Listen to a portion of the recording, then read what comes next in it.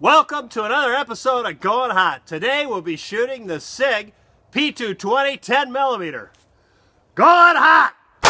Here's the ammo we're shooting today on Going Hot with that SIG P220.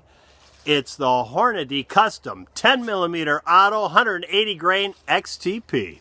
It'll be coming out of the muzzle at 1,275 feet per second. Let you see the box there. And here is a look at that round. Now let's help him meet Mr. Rutabaga. Here's our nasty Rutabaga in question today, and his blue jeans will get him clad. And over there, the testing site in front of those water jugs, yeah, it's a little cold, a little snow, way up north near the Canadian border.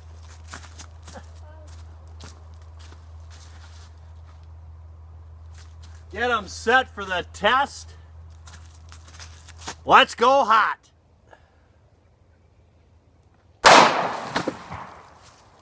He was trying to make a run for it, guys. I had to let him have it. My. Particularly nasty this morning. There's what's left of the Rutabaga. Here's the entry. You see that's right here. The entry wound. Here is the exit. I'd say we got expansion on that baby.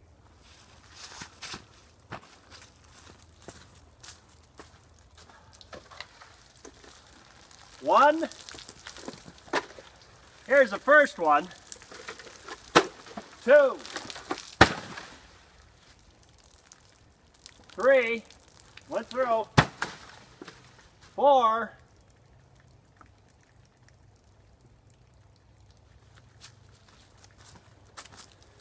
Just barely touched the fourth one.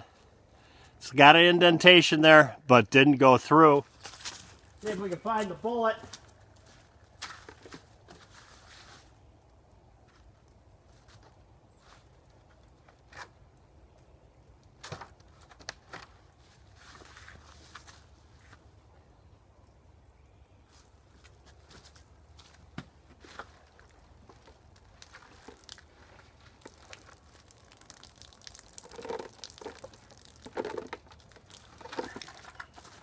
I do believe it's still inside this one. Yeah, this is cold. You gotta start storing the water inside the lodge instead of the barn.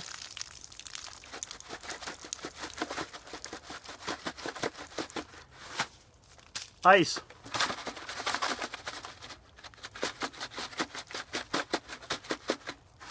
Shaved ice. No, Jack, you can't save it and make a cocktail later.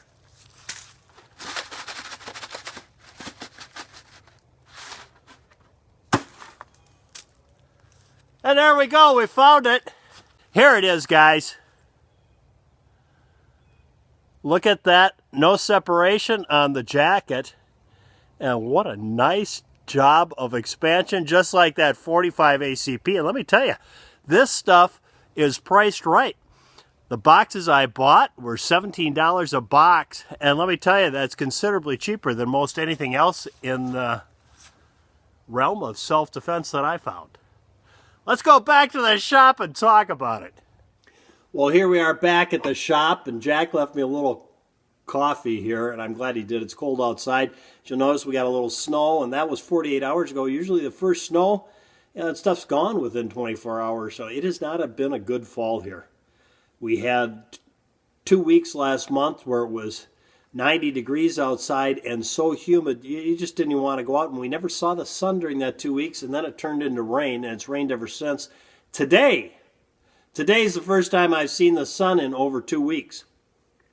Except for it came out one day. I'll be fair, it came out one day on Saturday last week for about 3 minutes while we were cutting wood. So I'm going to warm up real quick here. This is the gun we're looking at today, the SIG P220 Hunter. It's got a 5-inch barrel, which is a little bit bigger than the normal 220 and 45. This, of course, is a 10mm. It's got an 8-round magazine. stainless steel gun with the cryptic camo finish that I really wasn't too excited about. And I think as we get down the road, this is going to go by the wayside and be very dated. But I'm enjoying it, actually. It kind of grew on me. This gun, however, is not like the traditional P220. It's not a double action, single action, where the first trigger pull is double action and every other trigger pull after that is single action. Has no decocker because it's a single action only, like a 1911. And here we have it in the cocked and locked fashion, which is how you would carry a 1911. That's how you'd carry this firearm. It has a very nice adjustable target rear sight. I'm not a real fan of adjustable sights because I like something that's a little more stable than that. They never seem to be very stable once you get them dialed in. They always seem to need a little shim or something to stable them up.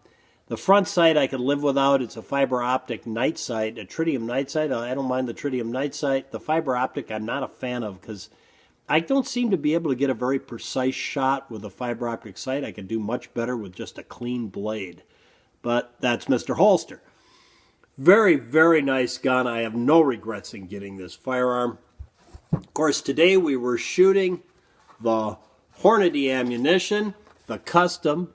We'll let you see if I can get it where you can actually read it. The 10mm auto 180 grain Hornady custom. And this is the same ammunition I shot a few weeks ago in the 45 Auto Plus P. Of course, there's a difference here. This is a 230 grain bullet coming out at 950 feet per second, where this one is a 180 grain bullet coming out at 1,275 feet per second from the muzzle, so a little more velocity on a lighter bullet. But I wanted to mention this because I want to compare the expansion on these bullets, and I also want to compare it to, this is what I'm really after, is comparing it to the Elite V Crown SIG ammunition, their own ammunition for this gun with a 180 grain bullet. This came out, supposedly they're saying they're coming out at 1,250 feet per second, a little bit slower, but not all that much at the muzzle. So let's compare these bullets and the expansion. We'll start out with the one we shot today. Before we do, let's take a look at the blue jean material because I think it's kind of interesting. Here's the entrance wound and here's the exit. Yeah, this is one of the more dramatic ones we've had so far. You got some real destruction going there on the exit of that thing from the rutabaga. And I pretty much took care of the bottom 60% of that rutabaga was mush. Yeah. So here's how the bullet expanded. We'll let you see it. And size-wise, it's pretty close to the SIG, although it's slightly larger. You know, the SIG expanded almost to 3/4 inches in one of the two pedals from side to side. But the rest of it was either 5/8 or less than 5/8. And on that video, I talked about it being almost 6/8, almost as much as the Hornady 45 was the week before.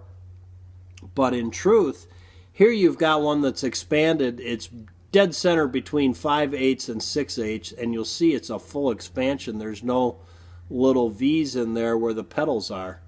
It's expanded the entire circumference of the thing.